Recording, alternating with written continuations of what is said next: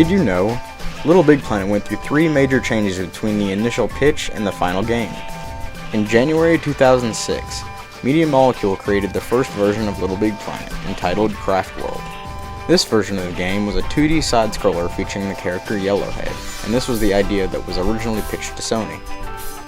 It was also going to feature dual sticks and no buttons to be used for all the movements in the game, but this was scrapped for obvious reasons. Yellowhead makes an appearance in the final LittleBigPlanet as a playable costume, and in Media Molecule's new game Tearaway, seen sitting in front of the MM logo. The next version of the game utilizes a 2.5D world made completely of sponge, where the world could move in all directions but you could not. This was also the phase where they started to move away from Yellowhead and start to create a sack-like character. There's a poster of this phase that stated the game would feature a Nightmare Before Christmas style. This also shows in more detail what the character would have looked like. The last phase before the final game did not allow you to rotate into different planes as the previous version did, but still allowed you to move objects into any layer. There are still parts of this feature left over in the final game, and through glitching you can still move objects into any layer, but your sack person will not move to these layers. This is also the phase where the official title was called LittleBigPlanet. There were many small changes between this phase and the final game.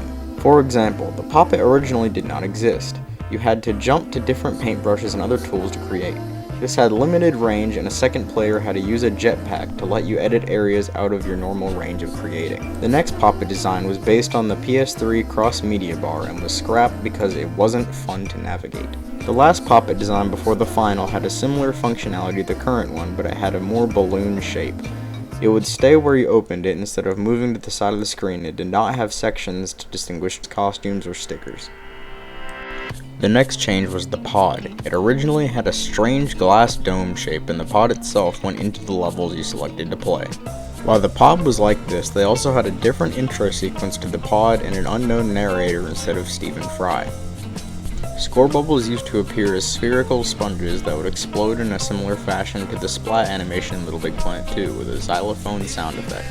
This sound effect was changed to a pop sound effect before being replaced with the current score bubble. There is also one more score bubble revision, but only exists as an icon left in the game. LittleBigPlanet was delayed because of controversial lyrics in the song Tefe Nyang, which translated, the lyrics say, "Every soul shall have a taste of death, and all that is on earth will perish." The song is still in the game, but the lyrics have been removed. Sackboy went through many changes before his final design. Starting from Yellowhead, he slowly molded into the form we know him as today. He was bigger, more squarish, and more beanbagish, with some rather strange variations before the final design. Costumes were added to be part of the game somewhat early on in Sackboy's design, where some pretty interesting concept art is shown with Sackboy as the prince from Katamari and even Mario. One more interesting thing to note about Sackboy is that the create mode and the poppet used to be inside Sackboy's zipper. There are 4 backgrounds that were supposed to be in the game, but were cut before release for unknown reasons. These include Russian Theater, American Midwest Train, Japanese Window, and English Seaside. Interestingly enough, all of these themes have finished ambient sounds and their own songs. These songs, however, were all released as DLC in the form of the MM Music Pack 1 and the Monster Kit. The music for these themes were Ghoul Party for Russian Theater, Well Trained for American Midwest Train, Wise Owl for Japanese Window, and Tea by the Sea for English Seaside. The most known of these themes is English Seaside, which can be seen in a gameplay trailer and in various screenshots. There are a lot of things from early versions of LittleBigPlanet that are still in the code in the final game. One of these is the ice hazard or ice material that would work by trapping you in ice after an amount of time, where you would then have to shake your controller to get out. This was scrapped because it just never worked right. However, in the game's code, all of the sound effects are completely intact, and there is an ice-looking material that may have something to do with the hazard. Some other things left in the game include this early control screen, as shown in this video, that it still has its textures in the final game. Here are some early icons that are also visible on video, and this lava material that is still completely functioning in the final game but not obtainable from the story.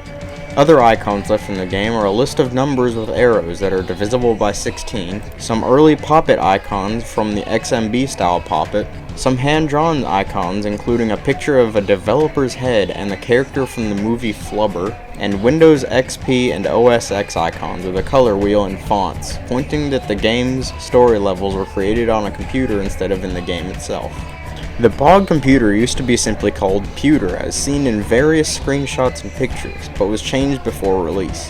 However, the original Pewter texture is still in the final game. The Info Moon also was planned to be called the Info Fridge, but was changed for unknown reasons. There is also an unused pod theme that was eventually used as the pod theme in LittleBigPlanet 2. There are a few emitters in the game that use very strange symbols as the objects emitted. One of them is a picture of Arnold Schwarzenegger from a scene in the movie Total Recall, and another one is a small metal creature that is actually found in the emitter of the Paintinator after some major glitching to reach it. There are some 3D models in the game that are never used anywhere. They are a slanted felt tree, a gray springboard with some paper clipped to it, a radio tower with no textures, a wooden stick, and a creature that is referred to in the game's code as Walker. One final 3D model is a glue splat. This was thought to have been used to stick objects together earlier in development, but was scrapped by simply holding X. Similarly, there are some unused pictures in the game.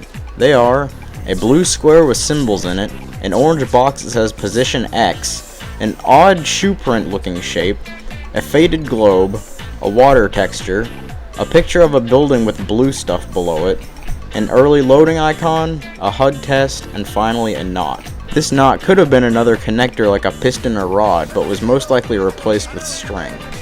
There are also 2 unused stickers. There are an ice cream truck and a gothic fence. There are 3 pieces of DLC that were never released. They are the Bee costume, the movie director costume, and the Pick rosette. There is also an early version of the Sephiroth costume.